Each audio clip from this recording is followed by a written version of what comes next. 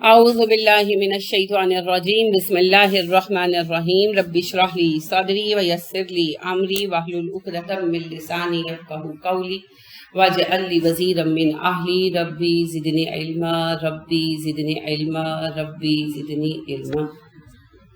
السلام علیکم ورحمۃ اللہ وبرکاتہ۔ آج انشاءاللہ سورہ ہود کی آیت نمبر 96 سے 96 سے ہم پڑھیں گے۔ ہم نے کس کس قوم کا تذکرہ پڑھا؟ قوم نوح، قوم عاد، قوم ثمود، قوم لوط، قوم ابراہیم کا براہ راست تذکرہ نہیں آیا، اور اہل مدین۔ یہ ساری وہ قومیں تھیں جن سے عرب واقف تھے اور ان کے ارد گرد ان کے آثار تھے، اس وجہ سے تذکرہ خصوصیت سے انہی کا آیا۔ ورنہ جتنے بھی ممالک رہے ہیں، سبھی ممالک میں، سبھی خطہ ارض میں نبی بھی آئے، قومیں بھی تباہ ہوئیں اور ہدایت کا پیغام بھی سنایا گیا، اور انکار کا انجام بھی ہمیشہ ایک ہی ہوا۔ ٹھیک ہے، ان کے سنانے کے مقاصد کیا ہیں؟ ایک، تاریخ کے ثبوت کے ساتھ ان قوموں کے آثار موجود ہیں۔ دوسری اہم بات یہ ہے کہ عرب ان سے واقف تھے، اور تیسرا، ان کے اوپر آنے والے الہامی جو تذکرے ہیں یا نبی ہیں، ان کا تذکرہ کسی نہ کسی شکل میں ابھی تک باقی ہے۔ ٹھیک ہے، پھر ایک اور اہم بات جو میں نے آپ سے تذکرہ کی وہ یہ ہے کہ قوم نوح کے متعلق ہمیں پتا ہے وہ بت پرست تھی، اور قوم ابراہیم بھی بت پرست تھی، لیکن قوم عاد، قوم ثمود، اہل مدین اور اہل لوط، سدوم والے، یہ لوگ جو تھے نا، ان کی بت پرستی کا ثبوت نہیں ہے، شرک ثابت ہے، بت پرستی نہیں۔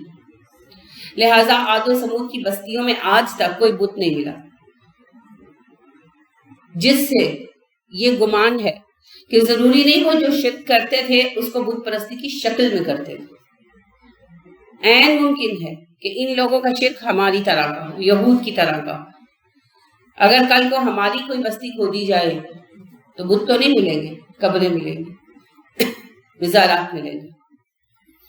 تو شرک ہر حال میں شرک ہے، اور سب میں آپ نے ایک مشترک بات دیکھی، سب لوگ صرف اس وجہ سے نبی کا انکار کر رہے تھے کہ ہم ان ہستیوں کو نہیں ترک کر سکتے جنہیں ہمارے باپ دادے شروع سے مانگتے آئے ہیں۔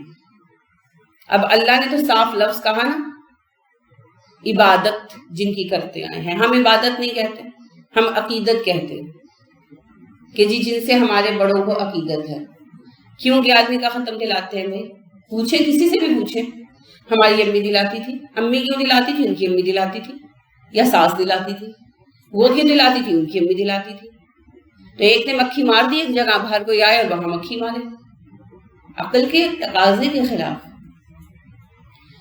ہم زندگی کے بے شمار کام ترک کر دیتے ہیں جب ہم بہتر تعلیم حاصل کرتے ہیں۔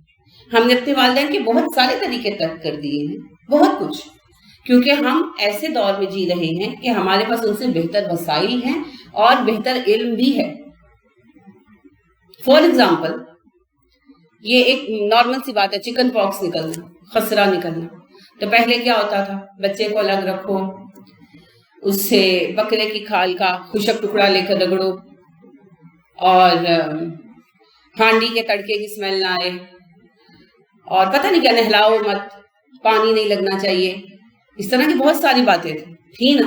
اب ڈاکٹر کہتے ہیں نہیں، کچھ نہیں، جو نکلنا ہے نکلنا ہے، آپ نہلائیں بھی، اب سب کچھ کریں، نارمل رکھیں، اور بلکہ ڈاکٹر یہ کہتے ہیں کہ زیادہ سے زیادہ صفائی کا اہتمام کریں، پاؤڈر لگائیں، لوشن لگائیں، سب کچھ بدل گیا۔ جہاں گھروں میں بھی بڑی بوڑھی خاتون ہیں، وہ ڈانٹتی ڈپٹتی رہتی ہیں، اور بیٹیاں چپ کر کے یا بہو چپ کر کے وہ کرتی ہیں جو ڈاکٹر نے کہا، کیونکہ ہمارے پاس ایک صحیح ٹھوس علم موجود ہے، اور بڑوں کی جو باتیں تھیں وہ محض اندازے پر مبنی تھی۔ تو بالکل صحیح کرتے ہیں ہم اس بارے میں، ان کی نہیں مانتے۔ اور کئی باتیں ہیں، جیسے بیواؤں کی نحوست، تصور تھا نا ہم نہیں مانتے، بالکل نہیں مانتے، اور اس طرح کی بہت ساری چیزیں چھوڑ دی، بالکل صحیح کیا. تو پھر دین کے معاملے میں کیوں نہیں چھوڑتے؟ جس بات کی دلیل ملتی ہے قرآن و سنت سے اس میں ہمارے بڑے صحیح تھے. لیکن وہ باتیں جن کی کوئی دلیل نہیں ہے انہیں ترک کر دینا چاہیے. جیسے زندگی کے دوسرے معاملوں میں ہم وہ ساری باتیں ترک کر رہے ہیں جن کی دلیل نہیں ہے، ہمارے بڑے بس ایسے ہی ان پہ عمل کر رہے تھے. ٹھیک ہے، کیونکہ ہر اگلی نسل کو پچھلی سے بہتر ہونا چاہیے، ورنہ تو ڈاؤن فال شروع ہو جائے گا، زوال شروع ہو جائے گا. ٹھیک ہو گیا. مغل امپائر کیوں زوال کا شکار ہوئی تھی؟ بڑی وجہ کیا تھی؟ بڑی وجہ تھی اورنگزیب کے بعد کوئی لائق حکمران نہیں نکلا. یعنی اورنگزیب کے بیٹے جو تھے ان میں ایک بھی لیاقت والا نہیں تھا، اور اورنگزیب کے بھائی دادا شکو کے بیٹے لائق تھے، ان کو اورنگزیب نے مروا دیا تھا. تو ایک کے بعد ایک پہلے سے بے وقوف لوگ آئے، کوئی ایک عقل مند بندہ نہیں آیا جو حکومت کو سنبھال لیتا. حکومت بہت بڑی تھی مگر لیاقت ہی نہیں تھی سنبھالنے کی. اسی لیے شخصی یا خاندانی حکومت درست نہیں ہوتی، کیونکہ ہر خاندان ایک لیول پر آ کر ڈفرس کا ہو جاتا ہے، تو وہاں پھر باہر سے نیا خون آتا ہے. وہاں پھر باہر سے آپ کہاں سے سیکھتے؟ تجربوں سے. تو جو سونے کے پالوں میں پلیں گے ان کو کیا تجربے ہوں گے؟ تجربے تو زمانے کی ٹھوکریں سکھاتی ہیں، اصل استاد زمانہ ہوا کرتا. لہٰذا جب ایک نسل بے وقوفی کے لیول کو چھونے لگتی ہے نا 2-3 نسلوں کے بعد، تو کوئی دوسری حکومت آنی ہی چاہیے. اسی لیے عقل کی بنا پر منتخب کیا جانا چاہیے حاکموں کو، نہ کہ خاندان کی بنا پر. خیر، تو کہنے کا مطلب یہ ہے کہ ہر نسل کو اگلی کو پچھلی سے بہتر ہونا پڑتا ہے. اگر وہ بہتر نہیں ہوگی تو زوال کا شکار ہو جائے گی. تو دین میں بھی یہی اصول ہے، ہمیں ان سے زیادہ محنت کرنی ہے، ان سے زیادہ سیکھنا ہے، اور اپنی عقل سے سیکھنا ہے. دین وراثتی نہیں ہوتے، وراثت میں نہیں ملتا. دین شعور سے آتا ہے، دین شعور کا معاملہ ہے. علم وراثت میں ملتا ہے. ڈاکٹر کا بیٹا ڈاکٹر ہوتا ہے، انجینئر کا بیٹا انجینئر ہوتا ہے. نہ پڑھے نہ کرے انجینئرنگ، میں انجینئر کا بیٹا ہوں انجینئر کا ہوں، کوئی کہے گا؟ تو پھر ایک عالم کا بیٹا عالم کیسے ہو سکتا ہے، اور ایک مومن کا بیٹا زبردستی کا مومن کیسے ہو سکتا ہے؟ یہ بھی علم اور یقین کی بات ہے. علم آیا، اللہ ایک ہے اور محمد صلی اللہ علیہ وسلم اللہ کے رسول ہیں، کھڑے ہو کر اس کی گواہی دی. اس چیز کا نام ہے نا ایمان. تو یہ وراثت بھی کیسے منتقل ہوگا؟ جرمز تھوڑی ہے جو جینز میں چلے جائیں گے. یہ تو علم ہے، یہ تو سیکھنے سے آئے گا. ہم نے شعور کے ذریعے ملنے والے ذریعے کو وراثت بنایا، تبھی تو ہمارا یہ حال ہے. مسلمان شعوری مسلمان ہوتا ہے، سوچ کر سمجھ کر قبول کرتا ہے میں کیا قبول کر رہا ہوں اور کیوں قبول کر رہا ہوں،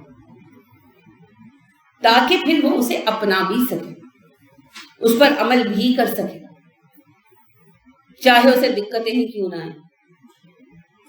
دقتیں تو آتی ہیں، لیکن جنہوں نے عمل کرنا ہے مغرب میں بیٹھ کر بھی کر رہے ہیں. مریم ریڈلے صاحبہ اس کی ایک مثال ہے، جو طالبان والے سلسلے میں پکڑی گئی افغانستان میں، پھر بعد ازاں مسلمان ہوئی، وہاں سے ان کے ذہن میں ایک یعنی سوچ اگئی، پھر وہ مسلمان ہوئی. تو کچھ سال پہلے عمران خان صاحب نے انہیں عافیہ صدیقی کے سلسلے میں ایک رکھا تھا ڈیبیٹ وغیرہ، تو اس کے لیے بلایا تھا. تو میں دیکھ رہی تھی کہ انہوں نے صحیح جلباب جس کو کہتے ہیں نا عرب جلباب لیا ہوا تھا، سر سے پیر تک ٹوٹل کور، فیس بھی کور، ہاتھ بھی کور. حالانکہ ابھی بھی وہ خاتون جرنلسٹ ہے لیکن ٹوٹل کور. ہم جو کہتے ہیں کہ پردے میں دقت آتی ہے، کئی لوگ کہتے ہیں آتی ہے، میں مانتی ہوں آتی ہے، لیکن کیا اس عورت کو جو امریکہ میں رہتی ہے اس سے زیادہ آتی ہے ہمیں؟ لیکن چونکہ اس نے شعور کے ساتھ جانا نا کہ اسلام کیا ہے، پردہ کیا ہے، کیوں کرنا ہے، تو اسے کسی دقت کی پرواہ نہیں. اور یہ بھی دیکھیں کہ اس پیک ٹائم میں مریم ریڈلے نے اسلام قبول کیا تھا جس وقت مسلمان تنقید کا نشانہ تھا. وار آف ٹیرر کے ابتدائی سال تھے، طالبان پوری دنیا میں بدنام ہوئے ہوئے تھے. اس ٹائم میں مریم ریڈلے نے اسلام قبول کیا تھا. اب تو پھر اسلام کے بارے میں ایک بڑی پازیٹیو لہر چل پڑی ہے. لیکن اس وقت نہیں تھی، اس وقت میں قبول کیا. اور یہ ایک خاتون کا تذکرہ ہے، ایسی کئی خواتین ہیں جنہوں نے اسلام قبول کیا اور ٹوٹل چینج کر لیا. مرد ہیں بہت سارے ٹوٹل چینج ہو گئے. کیوں وہ چینج ہو گئے؟ اور ہم ان سے بہتر معاشرے میں رہ کر نہیں ہو پا رہے. بہتر ان دس سینس کہ آج ہم مسلمان ہیں، اسلامی کنٹری میں رہتے ہیں، تو ہم لوگ جو عمل کر رہے ہیں اس عمل کے نتیجے میں بعض اوقات کچھ جاہل لوگ مذاق اڑا لیں تو اڑا لیں، نارملی لوگ بڑی عزت دیتے ہیں. نارملی لوگ دین پر چلنے والوں کو عزت دیتے ہیں. بہت کم، بالکل وہی بات ہے نا، بالکل ہی جاہل محض جو ہیں، بے وقوف بچے یا بہت ہی شوخے لوگ وہ مذاق اڑا لیں اور ایسے آٹے میں نمک کے برابر ہوتے ہیں. اور دوسرے لوگ جو دین پر عمل نہیں بھی کر دیتے وہ بھی انہیں پسند نہیں کرتے، ہے نا ایسا. تو نارملی دین پر چلنے والوں کو ہمارے ہاں عزت ملتی ہے. ہاں فزیکل کچھ پرابلمز آتی ہیں، جیسے آپ نے ویل کرنا شروع کیا ہے، شروع میں گرمی لگتی ہے، دقت ہوتی ہے، یہ تو تھوڑا سا ہوتا ہے. یا کچھ خواہشات کچھ لی جاتی ہیں، جیسے آپ نے بڑا اچھا ڈریس پہنا، اوپر عبایا پہن لیا، اب وہ ڈریس تو نظر نہیں آ رہا، تو ایک خواہش جو ہے، وہ احساس جو ہے وہ ذرا ہوتا ہے کہ اچھا میرے تو کپڑے کسی نے نہیں دیکھے. اوبویسلی عورتوں میں خواہش ہوتی ہے، یہ کوئی بری خواہش نہیں ہے، لیکن اب قربانی ہے نا اللہ کی راہ میں، کیونکہ ہمارے یہاں سیگریگیشن نہیں ہے، الگ الگ نہیں ہے مرد عورتوں کا سلسلہ. لیکن ہمیں ویسے کوئی ٹارچر نہیں سہنا پڑتا جو یورپ میں مسلمان ہوئے. اب تو خیر ماحول پھر بہت بہتر ہو گیا ہے. جو اس وقت میں مسلمان ہوئے انہوں نے بہت کچھ سہا، فزیکلی بھی سہا. آپ دیکھیں جس وقت 9/11 کا واقعہ پیش آیا اس کے اگلے 5-6 سال مسلمان مردوں عورتوں پر اٹیکس ہوتے رہے. داڑھی دیکھی تو حملہ کر دیا، یہاں تک کہ بیچارے کچھ سکھ بھی لپیٹ میں آئے، اور جس کو حجاب میں دیکھا حملہ کر دیا. کئی عورتوں پر اٹیک ہوا.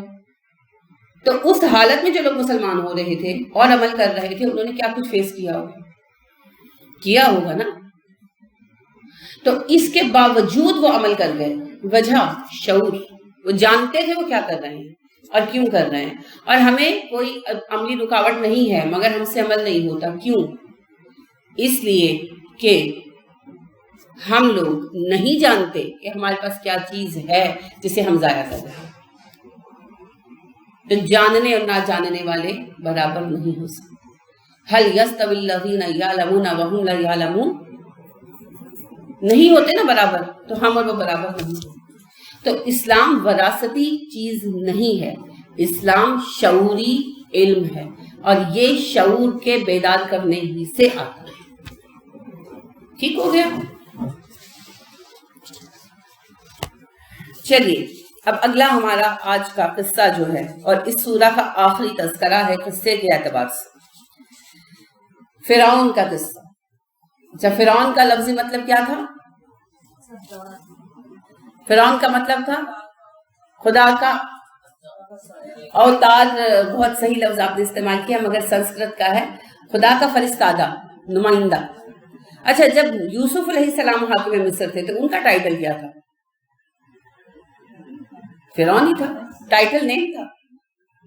ٹھیک ہے، شروع سے چلتا آ رہا تھا. اور عربوں کی جو حکومت ہے یہ ہیکسوس کنگ کی حکومت کے نام سے مشہور ہوئی. حضرت یوسف علیہ السلام سے پہلے بھی جو حاکم تھے مصر کے اس وقت وہ نسلاً عرب ہی تھے. ٹھیک ہے، اور یہ کئی سالوں سے مصر پر رول کر رہے تھے. انہوں نے باہر سے آ کر مصر کی حکومت ٹیک اوور کر لی تھی، جیسے مغلوں نے آ کر بر صغیر کی کر لی تھی، اور اس کو لے کر چل رہے تھے. اب اس وقت ابھی عرب پوری طرح جو ہے، بلکہ پوری طرح کیا کہنا چاہیے، شرک سے دور تھے، کیونکہ حضرت ابراہیم علیہ السلام کے قریب کا دور تھا نا. مگر جب یہ آ کر حاکم ہوئے مصر پر، تو بجائے مصر کو دین پر لانے کے انہوں نے عوام کو خوش کرنے کے لیے وہی کچھ کیا جو مغلوں نے بر صغیر میں کیا، کہ ان کے دین میں اپنے آپ کو رنگنا شروع کر دیا. ٹھیک ہو گیا. پھر اللہ نے ان کو مدد بھیجی یوسف علیہ السلام کے ذریعے. آل ابراہیم ہی تھے نا، بس عرب نہیں تھے، بنی اسرائیل ہی تھے. تو انہوں نے آ کر اسی مشن کو آگے بڑھایا اور بڑی صحیح بنیادوں پر بڑھایا. مگر ان کے بعد جو اگلا حاکم آیا یا تو وہ بنی اسرائیل میں سے تھا یا اس عرب خاندان میں سے تھا جس کے بادشاہ کی جگہ حضرت یوسف علیہ السلام نے لی تھی. تو وہ جو تھے نئے حاکم جو کوئی بھی بنا اس سے پھر وہی کچھ شروع کر دیا جو پہلے چل رہا تھا. پھر اللہ نے کیا سزا دی؟ اللہ نے محکوم کر دیا اور قبطی لوگوں نے بنی اسرائیلیوں کو غلام بنا لیا قوم پرستی کی بنا پر. ٹھیک ہے، تو فرعون تو صرف ٹائٹل ہے. اب کون اس کردار کا فرعون بنتا ہے یہ الگ بات ہے. ٹھیک ہو گیا. حضرت موسیٰ علیہ السلام کا زمانہ پھر آ گیا اور اس وقت کے حاکم کے ساتھ حضرت موسیٰ علیہ السلام کا سابقہ پیش آیا. اسی کے بارے میں تذکرہ ہے. الی فرعون وَلَقَدْ أَرْسَلْنَا بے شک ہم نے بھیجا موسیٰ کو بِآیاتنا اپنی آیتیں لے کر وَسُلْطَانٍ مُبِینٍ اور روشن دلیل دے کر. کیا تھی روشن دلیل؟ معجزات. ایک وہ لاٹھی عصا اور دوسرا ید بیضا. بے شک ہم نے موسیٰ کو بھیجا اپنی آیتیں اور روشن دلیل دے کر الی فرعون فرعون کی طرف و ملائہ اور اس کے سرداروں کی طرف. تو کس کے پاس بھیجا اصل میں؟ فرعون اور اس کی کابینہ کی طرف. کیوں؟ وہ مسلمان ہو جاتے تو سب مسلمان ہو جاتے. ہاتھی کے پاؤں میں سب کا پاؤں. اگر آج ہماری حکومت اسلام نافذ کر دے تو کیا ہوگا؟ کوئی خوشی سے قبول کرے گا، کوئی مجبوری سے قبول کرے گا، اصول قبول کرنے پڑیں گے دین کے. بالکل اسی طرح اگر حاکم مسلمان ہو جاتا تو عوام یا تو مسلمان ہو جاتے اکثریت، اور اگر کوئی نہیں بھی ہوتا تو کم از کم اسلام کے قانون کے زیر سایہ تو آ جاتا نا. پھر کچھ عرصے میں خود بخود بدل جاتا، کیونکہ تاریخ شاہد ہے کہ جب اسلام کی برکات لوگوں نے دیکھی تو مسلمان ہوئے. تو اسی لیے حضرت موسیٰ علیہ السلام کے اول مخاطب کون تھے؟ فرعون اور اس کے سردار. فَاتَّبَعُوا تو انہوں نے پیروی کی امر فرعون فرعون کے حکم کی. کنہوں نے؟ سرداروں نے. فرعون کی بات مانی، فرعون کا حکم مانا. کیا ماننے پر مجبور تھے؟ نہیں. آپ پڑھ چکے ہیں کہ فرعون ایک مطلق العنان حاکم نہیں تھا جیسا کہ ہم سمجھتے ہیں کہ اٹھا اس کو قتل کرا دیا، اٹھا اس کو زندان میں ڈلوا دیا. نہیں، انہیں بھی قانون لانا پڑتا تھا. اسی لیے وہ حضرت موسیٰ کے قتل کے لیے بار بار اپنی کابینہ کو اکساتا تھا، مگر کابینہ مانی نہیں، جو بھی ریزنز رہی ہوں. تو اس کے بنا پر یعنی ایک دو لوگ ویٹو کر دیتے تھے، جیسا کہ ایک مومن وزیر تھے. تو ایک آدھ ممبر کے اختلاف کے باعث بھی اس قدر ہیلپ لیس ہو جاتا تھا فرعون کہ حضرت موسیٰ علیہ السلام کے قتل کا حکم صادر نہیں کر پاتا تھا. لہذا موسیٰ علیہ السلام جو ہیں وہیں موجود رہے اور تبلیغ کرتے رہے. اب بات یہ ہے کہ کابینہ پڑھے لکھے افراد پر مشتمل تھی. اس زمانے کے دستور کے مطابق بہترین افراد تھے نا، بہترین دماغ ہوتے ہیں کابینہ. دنیا کی مہذب ترین قوم تھی، سائنسی علم تھا ان کے پاس جس بھی بنیاد پر تھا. ایسی تعمیر جو انہوں نے کی ہمارے لیے آج بھی ایک عجوبہ ہے، ایک مسئلہ ہے. ذہنوں پر انہوں نے جس حد تک قابو پایا آج بھی سائنسدان حیران ہیں. یہ کوئی جادو نہیں تھا، یہ سائنس ہی تھی. انہوں نے علم کو ترقی دی تھی. اب بات یہ ہے کہ ایسے ترقی یافتہ، ایسے پڑھے لکھے ذہین افراد کیوں اس بات کو مان رہے تھے کہ حضرت موسیٰ علیہ السلام کی بات کا انکار کیا جائے؟ دلائل کے باوجود. دلیل تو یہ دیکھ چکے تھے. جب موسیٰ علیہ السلام آئے تھے تو پہلا انہوں نے چیلنج رکھا تھا جادوگروں والا. وہ چیلنج حضرت موسیٰ علیہ السلام نے جیتا، پھر بھی انہوں نے انکار کیا. پھر جن پر وقتاً فوقتاً مصیبتیں آئیں، جو ان پر مختلف 7 عذاب آئے، ان کی نظیر کہیں نہیں مل سکتی اور دنیا میں کسی علم کے ذریعے ایسا نہیں کیا جا سکتا. ایک چیز کی حیت نہیں بدلی جا سکتی. آپ کو پتہ ہے کیمسٹری جو ہے، علم کیمیا، بنیادی طور پر دھاتوں کی اصل کو بدلنے کی کوشش کا نام تھا. پہلے کہ ہم دھاتوں کو چینج کر لیں. اور انہیں سونے میں کنورٹ کر سکیں. بہت انسانوں نے کوششیں کی، صدیوں تک اپنی زندگیاں جو ہے نا برباد کر دی کیمیا دانوں نے. پھر مسلمانوں نے یہ جو کیمیکل ریئیکشنز ہیں اسی علم کو کیمیا کا نام دیا، لیکن اس پہ انہوں نے یہ بات مانی، اور آج بھی سائنس مانتی ہے کہ مختلف کیمیکلز کے ریئیکشن سے ہم کچھ نئی چیزیں بنا سکتے ہیں، مگر کسی بھی اصل چیز کی حیت چینج نہیں کر سکتے. یعنی ہم لوہے اور تانبے کو ملا کر ایک الوئے بنا سکتے ہیں، لیکن ہم اس سے ایک نئی دھات نہیں بنا سکتے. ٹھیک ہے، جب بھی ہم ایک خاص ریشو میں 2 دھاتیں ملائیں گے ایک الوئے تیار ہو جائے گا، لیکن وہ دوسری چیز نہیں بنے گا. جیسے آپ دیکھتے ہیں آج کل آرٹیفیشل آپ جو زیورات پہنتے ہیں، تھوڑا سا سونا ملا کر کچھ دھاتوں کے ساتھ یہ ایک دھات سی بنا دی گئی ہے، اور اس کے یہ خصوصیت ہے کہ جلدی کالی نہیں ہوتی وغیرہ، اور اس کے زیور آپ دیکھتے ہیں کہ بہت اچھے چلتے ہیں، لیکن وہ کسی بھی حساب سے سونا نہیں ہے. لگتی سونے جیسی ہے، اس کے اوپر گولڈ پلیٹنگ بھی کر دی جاتی ہے نا، اس میں چمک وغیرہ ویسی آ جاتی ہے، لیکن کسی اعتبار سے بھی وہ گولڈ نہیں ہے، نہ وزن کے اعتبار سے، نہ ساخت کے اعتبار سے، نہ قیمت کے اعتبار سے، مالیت کے اعتبار سے. تو آج سائنس بھی یہ بات مانتی ہے، اور اس وقت بھی لوگ جانتے تھے ایک چیز کو دوسری چیز میں کنورٹ نہیں کیا جا سکتا. لیکن ہم دیکھتے ہیں کہ ان پر جو عذاب آئے، پانی خون میں تبدیل ہوا اور خون ہی بن گیا، اس کا کوئی رنگ لال نہیں ہو گیا، وہ خون ہی تھا. اور پورے مصر کے تمام آبی ذخائر، کیا سمندر تو کیا دریا، کیا جھیلیں تو کیا نہریں، کیا تالاب تو کیا گھروں میں رکھے ہوئے برتن، سب بیک وقت خون بن گیا. اور دنیا کا کوئی جادوگر ایسا کچھ نہیں کر سکتا. اول تو وہ چیز خون بنتی نہیں ہے، صرف نظر بندی ہوتی ہے.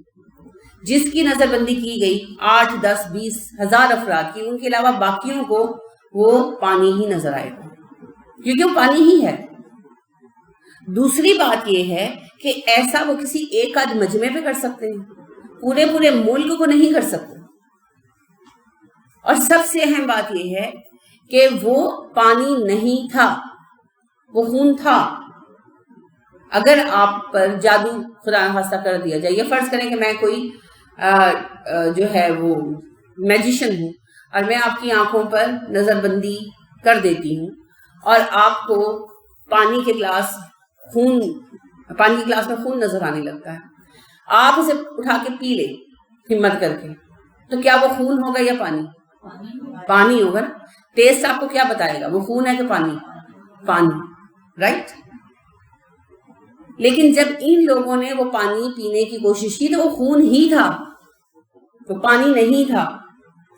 یہاں تک کہ توریت بتاتی ہے کہ کسی بنی اسرائیلی کے ہاتھ میں پانی ہوتا اور کتنی کہتا کہ اپنے ہاتھ سے میرے منہ میں ڈال دیں، اور وہ اس کے منہ میں ڈالتا تو وہ خون بن جاتا، وہ اسے نگل نہ پاتا، اسے تھوکنا پڑتا. ایسی بڑی نشانی ان لوگوں نے دیکھی، اس کے بعد بھی موسیٰ علیہ السلام کی بات نہیں مانی اور فرعون کی پیروی کی. وجہ کیا بے وقوف تھے، ان پڑھ تھے، جاہل تھے، کیا تھے؟ ہر دھرم تھے، اور ہر دھرمی کی وجہ کیا تھی؟ سرداری، طاقت، دولت کا حصول، اور یہی غلط فہمی کہ مسلمان ہوں گے تو دنیا ہاتھ سے چلی جائے گی. اس غلط فہمی نے بڑوں کو مروایا ہے. کیسر نے نہیں کہا تھا، ہیراکل نے، کہ حکومت کا ڈر نہ ہوتا تو میں جا کر ان کے پیر دھو کے پیتا. اچھا، ہیراکل کے نصیب میں حکومت تھی، جب تک زندہ رہا حکومت رہی اس کے ہاتھ میں، لیکن علاقہ محدود ہو گیا، مسلمانوں نے بہت سارا ایریا فتح کر لیا، اسہما مسلمان ہو گئے، حکومت گئی ہاتھ سے، مرتے دم تک حاکم رہے. اللہ کہتے میرا ملک ہے، جسے چاہتا ہوں دیتا ہوں، جسے چاہتا ہوں لے لیتا ہوں. تو اللہ کی مرضی ہے. لہذا حکومت، سرداری، کیونکہ شاہی طبقہ ایک خاص گویا کے نسل تھا، ان کا مذہب بھی میں نے آپ سے عرض کیا نا، مصر میں ڈبل مذہب چلتا تھا.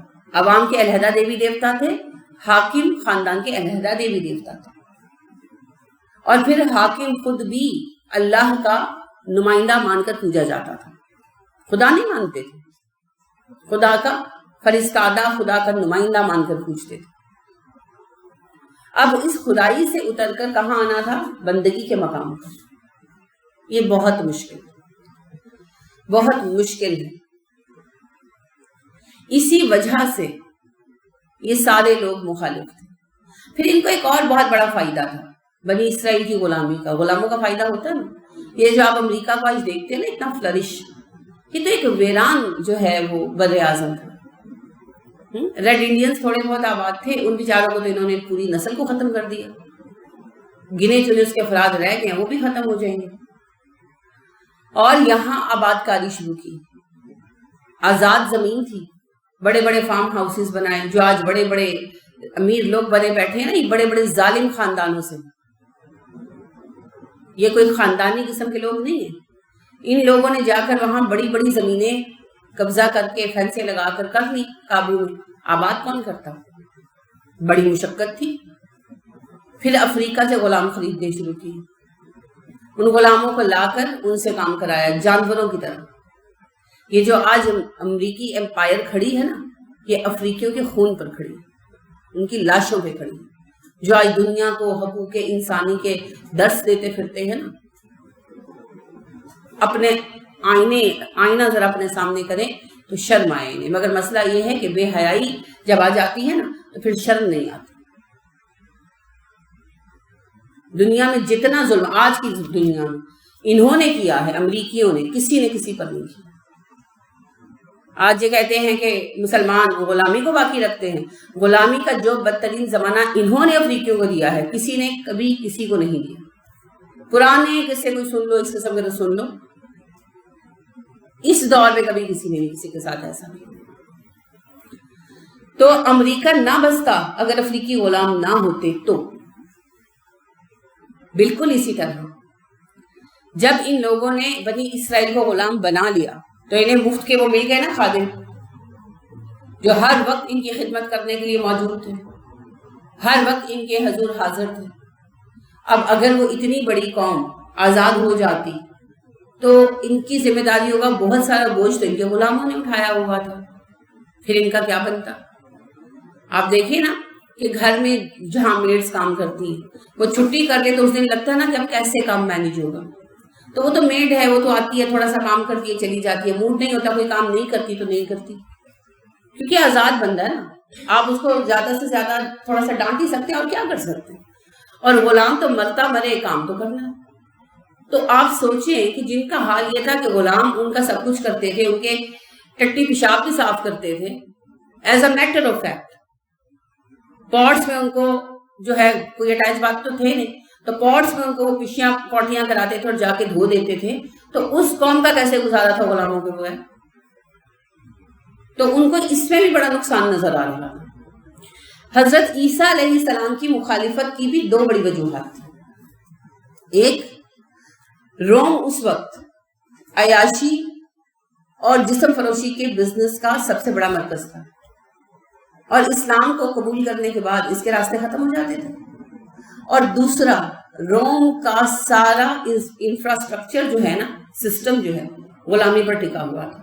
10 سے 12% لوگ حاکم تھے، اور باقی 75 جو ہے 98% تقریباً جو لوگ ہیں، 88% لوگ جو ہیں، 85 to 88% لوگ جو ہیں، یہ سارے کے سارے غلام تھے، اور ان غلاموں ہی کو وہ جسم فروشی کے لیے بھی استعمال کرتے تھے۔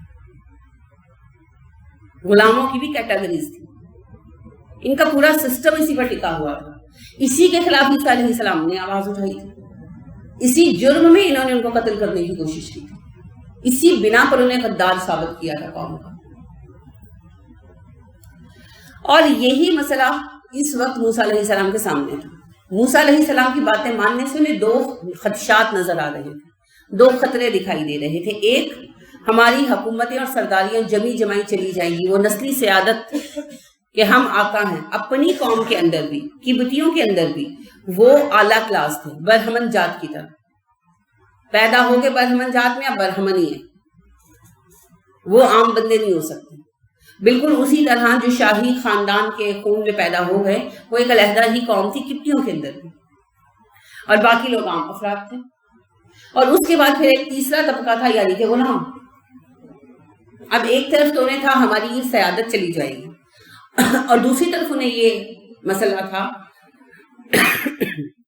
کہ ہمارے یہ بندہ بے دام یعنی کہ غلام چلے جائیں گے، جس کے اوپر ان کی ساری خوشحالی ٹکی ہوئی تھی اس وقت.